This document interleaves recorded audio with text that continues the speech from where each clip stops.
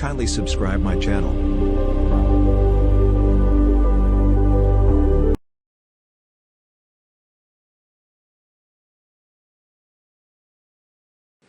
اس سے تو واقعہ لکھا ہے کہ ایک مسلمان بیمار ہے اور ایک یہودی دوسرے مقام پر بیمار تھا۔ مسلمان کے دل کے اندر یہ بات آئی کہ میں زیتون کا تیل پیوں، یہ دل میں آیا کہ زیتون کا تیل پیوں، مرنے کا وقت ہے، زیتون کا تیل پینے کو جی چاہا۔ ظاہر ہے کہ اس زمانے میں زیتون تو مستقل ایک سالن تھا، مستقل ایک بھاجی تھی، اور آج کل تو ہم زیتون کو بھاجی سمجھتے نہیں ہیں۔ حالانکہ رسول اللہ صلی اللہ علیہ وسلم فرمایا کہ جس گھر میں سرکہ یا زیتون ہے تو وہ سالن سے خالی نہیں ہے، سالن ہے۔ کبھی کبھی زیتون کے ساتھ بھی روٹی کھایا کرو، گرم گرم روٹی بنا کے اوپر زیتون مل لیا، سنت سمجھ کے وہ روٹی کھاؤ، کھانے کا لطف ہی اپنا ہے۔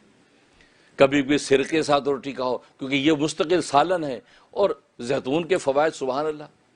اب وہ مسلمان مومن کے دل میں خیال آتا ہے کہ کاش مجھے یہ زیتون کا تیل مل جائے تو میں وہ پیوں، دل کر رہا ہے۔ گھر میں شیشی موجود ہے تاک میں، اللہ تبارک و تعالی نے فرشتے کو حکم دیا اس کے گھر میں وہ زیتون کی شیشی موجود ہے، اس کو گرا کے توڑ دو۔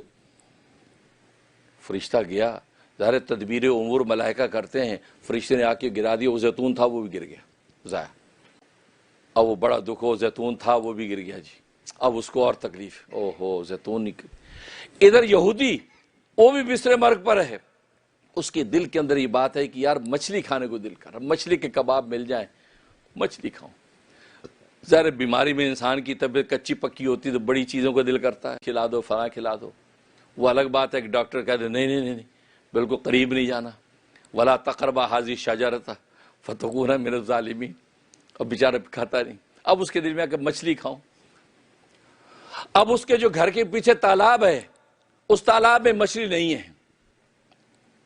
ہاں تو اس کا روانی بنگلہ دیش میں آپ جائیں، تقریباً ہر گھر کے پیچھے تالاب ہو تو اس پہ مچھلی ہوتی ہے۔ ضرورت پڑنے پہ وہاں سے مچھلی پکڑی اور کھلا دی۔ ہم جب بنگلہ دیش گئے تو بہت ہر گھر کے پیچھے تالاب اکثر دیکھا، وہاں مچھلیاں۔ اب وہ گھر کا تالاب میں مچھلی نہیں تھی، اللہ تبارک و تعالی نہیں تھی، اللہ تبارک و تعالی نے فرشتے کو حکم دیا کہ اس کے تالاب کے اندر مچھلی ڈال دو۔ دریا سے مچھلی اٹھا کے اس کے تالاب میں ڈال دی۔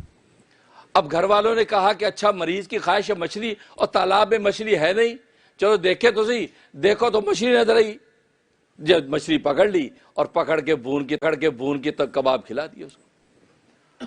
اب آپ جانتے ہیں کہ ملائکہ جب احکام لے کے اترتے ہیں تو آسمان دنیا پر آ کر مذاکرہ کرتے ہیں، ایک دوسرے کو کہا تمہیں کیا حکم ملا، مجھے یہ حکم ملا، تمہیں کیا ملا، یہ ملا، تو آپ مذاکرہ کرتے ہیں اس بات کا۔ اچھا اسی مذاکرے کے وقت ہی جو اور کاہن جو بیٹھے ہوتے ہیں انہوں نے اپنے شیاطین پال رکھے ہوتے ہیں، وہ بھیجتے اوپر، اور وہ بالکل آسمان کے کناروں پہ جا کے کان لگاتے ہیں۔ اب وہ آسمان دنیا کے اوپر وہ جب مذاکرہ کرتے ہیں تو ان کے کان میں کوئی بات پڑ جاتی ہے، وہ سنتے ہیں اوہ اچھا فلاں بندے کے بارے میں یہ ہو رہا ہے، یہ کہہ کے ایک بات لے کے بھاگتے ہیں۔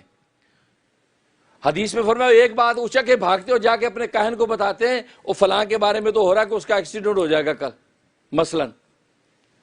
اب وہ جو نجومی اس کے ساتھ فرمایا 99 جھوٹ ملا کے پوری ایک تیار کر کے اس بندے سے کہتا ہے بھائی تیرا کل ایکسیڈنٹ ہو جائے گا، یہ ہو جائے گا، 99 جھوٹ ملا کے ایک سچ۔ اب وہ ایک سچ کل کو صحیح ہو جاتا ہے کیونکہ وہ فرشتوں نے سے جو اچک لیا تھا شیاطین نے، تو اس کاہن کے اوپر لوگوں کا ایمان پختہ ہونے لگتا ہے کہ یار یہ تو بڑی سچی باتیں کرتا ہے، ایکسیڈنٹ کا کہا تھا یار ہو گیا۔ لیکن اتنے نالائق ہیں لوگ کہ یہ کفر اور شرک کی وجہ سے اس کی نگاہ 99 جھوٹوں پہ نہیں جاتی، اس کو پکڑ لیتے ہیں۔ بالکل اسی طریقے سے تو یہ شیاطین وہیں سے ہی چیزیں اچکتے ہیں۔ اسی کے لیے سرکار دو عالم صلی اللہ علیہ وسلم کی بعثت کے بعد تو شہاب ثاقب جو فرشتے جو ستارہ مارتے ہیں، اس شیطان کو شیطان نیچے بھاگتے ہیں، ان کو اوپر تک داخلہ جو اس کے بعد ممنوع ہو گیا تھا، تبھی شیاطین پریشان ہوئے تھے کہ یار کون سا پیغمبر آ گیا، کون سی تبدیلی آ گئی کہ ہمارا اوپر داخلہ بند ہو گیا ہے، اوپر جاتے تو ملائکہ ہماری پٹائی کرتے ہیں، مسئلہ کیا ہے؟ پھر وہ پوری تحقیق کے بعد پتہ چلا کہ عرب کے اندر ایک نبی آ گئے ہیں اور وہ نبی آخر زمان جو ہے وہ نبوت کا انہوں نے دعویٰ کیا۔ خیر یہ ضمناً میں نے ایک بات بتائی۔ تو خیر ملائکہ جو ہے وہ آ کر مذاکرہ کرتے ہیں، تو ملائکہ نے کہا یار یہ بات سمجھ میں نہیں آئی کہ یہ اللہ کا مومن بندہ پیارا نیک اللہ نے ان کے گھر کا زیتون گروا دیا. اور یہ جو یہودی بدبخت، یہ اللہ اللہ کے رسول کا دشمن، اس کے لیے اللہ تبارک و تعالی مچھلی پہنچوا دی. اب یہ گفتگو ظاہر ہے کہ اللہ تبارک و تعالی تو دانا بینا ہے، سن رہے ہیں کہ کنفیوژن کریٹ ہو گیا ہے، آپس میں بات کر رہے ہیں. اللہ تبارک و تعالی دونوں کو بلایا، کہا کہ کیا بات کر رہے تھے؟ کہ رب ذوالجلال یہ ہمیں یہ عقدہ سمجھ میں نہیں آیا کہ وہ مومن بندہ اس کی خواہش تھی، وہ زیتون آپ نے گروا دیا، اور وہ تو اللہ رسول کا دشمن، آپ نے اس کے لیے باقاعدہ اہتمام سے مچھلی اس کے تالاب میں ڈلوائی. معاملہ کیا ہے؟ اللہ تبارک و تعالی نے فرمایا کہ اصل میں بات یہ ہے، ایک میرا مومن بندہ ہے، دوسرا میرا دشمن ہے، اور اس وقت بستر مرگ پر مرنے کے بعد میرے پاس پیش ہونے والے ہیں. جب میں نے ان کا زندگی کا کتاب نامہ دیکھا تو وہ مومن بندہ جو ہے، اس کے کتاب نامے میں میں نے اس کی نیکیوں کی وجہ سے، تکلیفوں کی وجہ سے میں نے سارے گناہ ساتھ ساتھ مٹاتا رہا ہوں، یہاں تک کہ ایک گناہ ابھی باقی ہے. ایک گناہ باقی تھا، تو یہ کون سا عدالتی کاروائی، ضابطے کی کاروائی کے مطابق میں اس کا ایک گناہ کیسے معاف کروں؟ دیکھو اللہ اپنی رحمت سے معاف کرنا چاہے کر دیتا، لیکن اللہ تبارک و تعالیٰ کی بھی سنتیں ہیں، ضابطے ہیں، اصول ہیں کہ ضابطے کی کاروائی کوئی ایسی اس کی کوئی نیکی مجھے مل جائے جس سے میں اس کا گناہ مٹا دوں، یا اس کو کوئی ایسی تکلیف پہنچی جس سے وہ گناہ مٹے، تو بظاہر اس کے کتاب نام میں کچھ نظر نہیں آیا.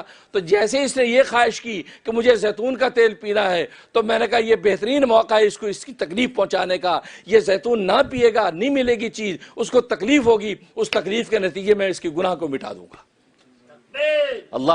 اللہ اکبر. تو میں نے اس تکلیف دے کے اس کے گناہ کو مٹا دیا. مقصد یہ تھا کہ وہ ایک گناہ جو اس کی گردن پر تھا وہ بھی مٹ جانے کے بعد اب یہ جب میرے پاس آئے گا تو پاک صاف ہو کر میرے پاس جب آئے گا تو آتے میں اس کو آغوش میں لے کے اس کے لیے جنتوں کے فیصلے کر دوں گا. اور دوسرا جو اللہ رسول کا جو دشمن کہ اس نے دنیا میں نیکیاں کی، ویلفیئر کے کام، ظاہر کے کفار ویلفیئر کے سسٹم کرتے ہیں، غریبوں کو کھلاتے ہیں، یتیموں بیواؤں کے لیے کرتے ہیں بہت نیکیاں. اسے جو نیکیاں کی ہیں، فرمایا کہ میں اس کے کتاب نامے کو دیکھ کر اس کی ہر نیکی کا بدلہ دنیا میں نے اس کو دولت کی شکل میں، عہدے کی شکل میں، شہرت کی شکل میں دے دیا. لیکن ایک نیکی اس کی باقی تھی، اس نیکی کا بدلہ ابھی تک دینا باقی تھا. تو میں نے جب اس کے کتاب نامے کو دیکھا، اب اس کا بدلہ کیسے دوں، کیونکہ میرے پاس یہ آنے والا ہے، تو اس کے دل کے اندر یہ خواہش پیدا ہوئی کہ مچھلی کھاؤں. تو اللہ تبارک و تعالی فرمایا کہ میں نے سوچا بہترین موقع ہے، میں نے اس کی نیکی کے بدلے میں دنیا میں اس کو مچھلی کھلا دی، اس کی من مرضی کی جو خوراک تھی اس کو کھلا دی. اب یہ جب میرے پاس آئے گا تو گناہوں میں لت پت ہو کر آئے گا. اب اس کا کوئی احسان میری گردن پر نہیں ہے کہ میں اس کو دیکھ کر اس کو سزا نہ دے سکوں، اس لیے اب میرے سامنے آئے گا تو اس کے گناہوں پر پکڑ کر کے جہنم رسید کر دوں گا. اب دیکھو حقیقت کیا نکلی.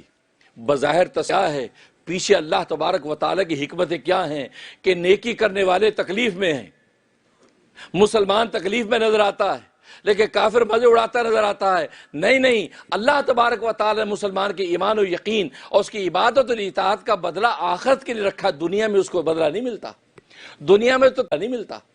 دنیا میں تو تقدیر کے قلم نے جو کچھ اس کے لیے لکھا ہے، دنیا میں جو اس کو رزق دیا جائے گا، اتنا علم دیا جائے گا، شقی یا سعید ہوگا، یہ ساری چیزیں جو تقدیر کے قلم نے لکھ دی اس کے مطابق یہ کرتا ہے. لیکن اس کی نیکیوں کا بدلہ اللہ تبارک و تعالی آخرت میں عطا کرتے ہیں.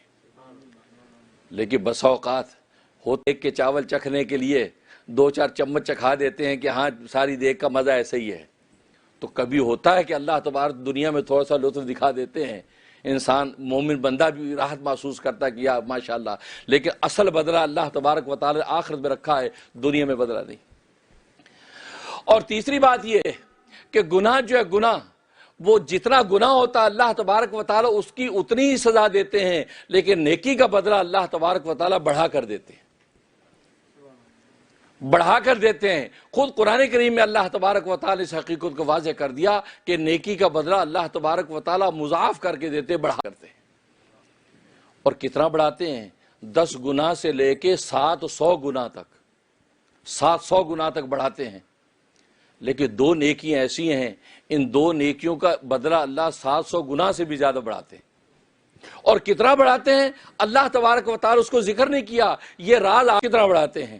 وہ 2 نیکیاں کون سی ہے؟ ایک روزے کی نیکی اور دوسرے انفاق فی سبیل اللہ، اللہ کے راستے میں خرچ کرنے کی نیکی۔ یہ دو نیکی ایسی ہیں، ایسی ان نیکیوں کا بدلہ دنیا میں 10 گناہ سے شروع تو ہوتا ہے لیکن 700 گناہ سے بھی آگے بڑھ جاتا ہے۔ باقی تمام نیکیاں 700 گناہ پر رک جاتی ہیں، لیکن ان کا بدلہ آگے سے آگے